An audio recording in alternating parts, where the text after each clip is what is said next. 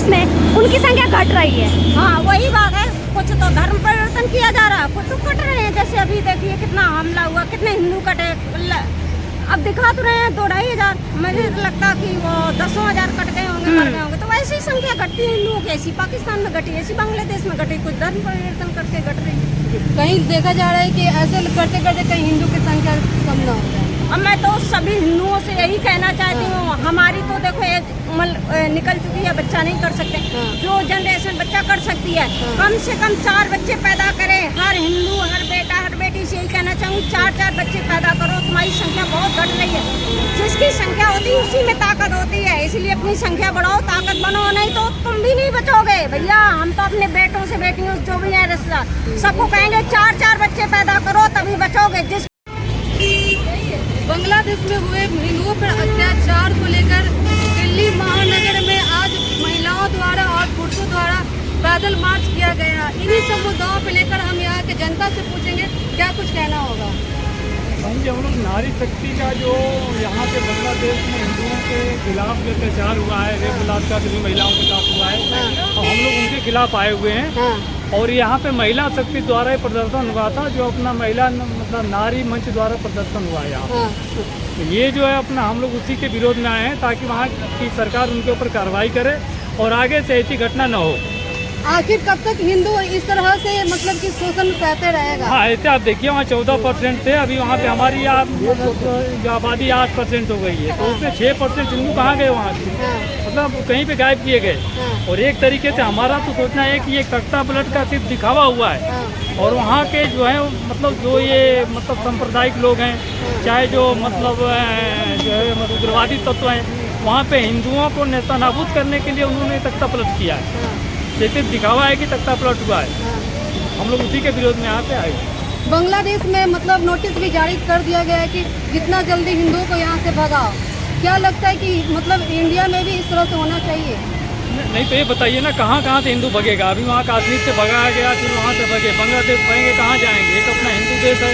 अभी यहाँ पर भी जो आबादी, आप देखिए क्या हालत है यहाँ का, कहाँ जाएंगे? अपनी जमीन से पहले तो भारत के इतने हिस्से कर दिए, क्यों जाएंगे? पाकिस्तान बना दिया, बांग्लादेश बना दिया, अब बांग्लादेश में रह रहे हिंदुओं को भी बोले जाओ यहाँ से। क्यों जाएंगे? अगर उनको लगता है कि नहीं हमें वहाँ से भगाना ही है, तो वहीं पे जमीन दे करके अलग उनको बता दें। हिंदू देश के नाम पे देश बना दे अलग वहाँ, तो लग रहा है तो वहाँ बनाए अलग देश अपना।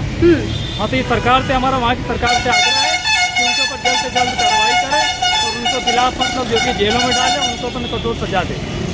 क्या कुछ कहना चाहेंगे? बांग्लादेश में ऐसे हिंदुओं पर अत्याचार हो रहे हैं। ये एक ऐसा इल्ज़ाम लगाते हैं यहाँ पे कि जैसे कि यहाँ पे हिंदूवादी संगठन है, ये सब लोग ये कर रहे हैं, लेकिन बांग्लादेश में तो कोई भी हिंदूवादी संगठन नहीं था, कुछ नहीं था। उसके बाद भी वहाँ पे इस तरीके की हो रहे हैं। इस तरीके से हम ये मीडिया में देख रहे हैं, सब देख रहे हैं कि एक औरत को ऐसे कैसे खींच के ले आके गाड़ी के अंदर ले जा रहे हैं। और कई तो ऐसी बहुत सारी चीज़ें जो मीडिया में आई भी नहीं है, बहुत ही बर्बरता के साथ, बहुत क्रूरता के साथ हिंदुओं का वहाँ पे।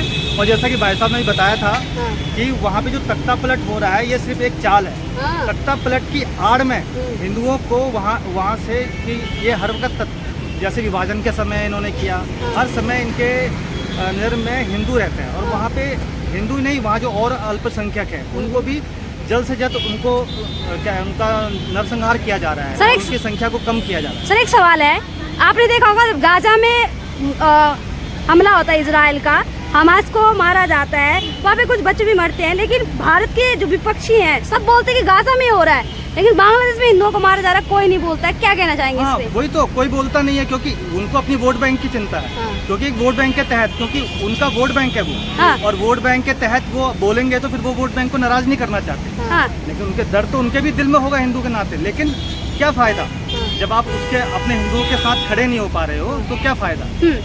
ये आए दिन महिलाओं पे ऐसे अत्याचार हो रहे हैं, ऐसे रेप का हमेशा वो केस सुनने को मिल रहा है। कैसा कानून होना चाहिए अभी? नहीं, सख्त से सख्त कानून होना चाहिए, और हिंदुओं को सबसे पहले खुद खड़ा होना पड़ेगा अपने लिए। अपने लिए खुद खड़ा होना पड़ेगा। जब तक हम अपने लिए खड़े नहीं होंगे, जब तक कोई दूसरा ऐसे, किसी ने बोला कि ये प्रदर्शन करके क्या होगा, प्रदर्शन करने से ही अगर हम आवाज़ ही नहीं उठाएंगे तो किसको क्या पता लगेगा। एक मौन मार्च था, पर इसकी गूंज जीवन तक जाती है ना। तो जब तक हम अपने लिए खुद खड़े नहीं होंगे, किसी को क्या पता लगेगा कि क्या हो रहा है देश में और कौन इसका विरोध कर रहा है। अगर हम ये प्रदर्शन ना करें तो किसी को ये भी नहीं लगेगा कि इनको कोई फर्क नहीं पड़ता ऐसा होने से। तो माँ भी दूध नहीं पिलाती जब बच्चा नहीं होता है, इसलिए ये प्रदर्शन करने बहुत ज़रूरी है। और प्रदर्शन से भी आगे जाना पड़ेगा। अपनी सुरक्षा के लिए हमको अपनी बहन बेटियों को ट्रेनिंग देनी पड़ेगी और हमको कुछ ना कुछ जैसे अपनी सुरक्षा के साधनों को, सेल्फ डिफेंस की शिक्षा अपनी बेटियों को, बहनों को देनी पड़ेगी। सर आपने देखा होगा उस आरोपियों को किस तरह से सजा देना चाहेंगे, अगर पब्लिक को ऐसा मौका मिलता है तो?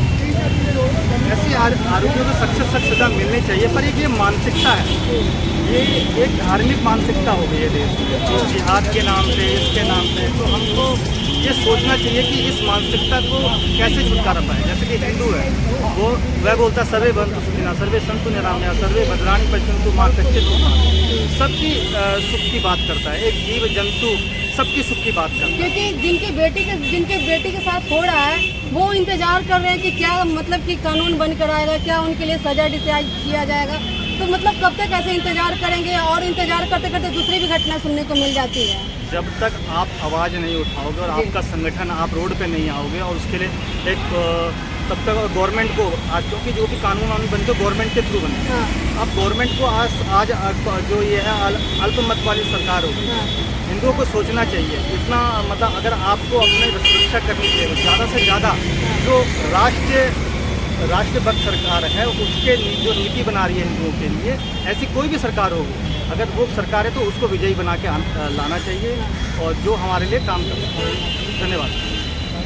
देखिए आज इजराइल गाजा पर अटैक कर रहा है, वो गाजा पर ऐसे ही अटैक नहीं किया इजराइल ने। पहले गाजा वालों ने इजराइल के बच्चों को, बेटियों को, बहुओं को नग्न, तो हमास है ना आतंकवादी संगठन है गाजा में, फिर भी आतंकवादी संगठन है तो मतलब उसको अपनी बहन बेटियों को बचाने के लिए उस पर अटैक तो करना ही पड़ेगा। तो रही, और एक बात और कहना चाहती हूँ, इजराइल का मुसलमान इजराइल के साथ खड़ा है और हमारे देश का मुसलमान गाजा के साथ खड़ा है। मतलब कि दोनों एक दूसरे से ये किया गया है ना। अभी एक नेता है ओवैसी, और बाद में बोलते हैं बड़े उससे बोलते हैं, लेकिन बांग्लादेश की हिंदुओं पे एक शब्द नहीं बोले। हो क्या बोलना चाहेंगे इस पे? सारा विपक्ष एक तरफ है, एक चाहे वो किसी भी पार्टी को, सिर्फ एक ऐसी पार्टी है जो हिंदुओं के साथ खड़ी है, मतलब वो सारे धर्म की रक्षा कर रही है। सिर्फ एक ही ऐसी पार्टी है हमारे देश में, मेरे विचार शायद बीजेपी है। बाकी सारी पार्टियां एक भी शब्द नहीं बोल रही है हिंदुओं के लिए। तो ऐसा लगता है हिंदुओं को कटवाना ही चाहती है, हिंदुओं को समाप्ति करना चाहती है, ऐसा लगता है। केंद्र में सरकार बीजेपी की है, लेकिन यहाँ देखा जाए तो हिंदू मुस्लिम पे आकर बात अटक जाती है। नहीं, बीजेपी कभी हिंदू मुस्लिम नहीं करती। आपने देखा होगा ज़्यादा से ज़्यादा जितनी सरकारी सुविधाएं सब मुस्लिम महिलाओं को ज़्यादा दी गई है, क्योंकि सब बराबर दी गई हैं दोनों को। ज़्यादातर तो मोहम्मदन को ज़्यादा मिली, क्योंकि वो आर्थिक रूप से ज़्यादा कमज़ोर हैं। देखा होगा 10-10 बच्चे पैदा करते हैं तो कमज़ोर तो होंगे आर्थिक रूप से, तो उन्हें ही सबसे ज़्यादा सरकारी सुविधाएं चाहिए।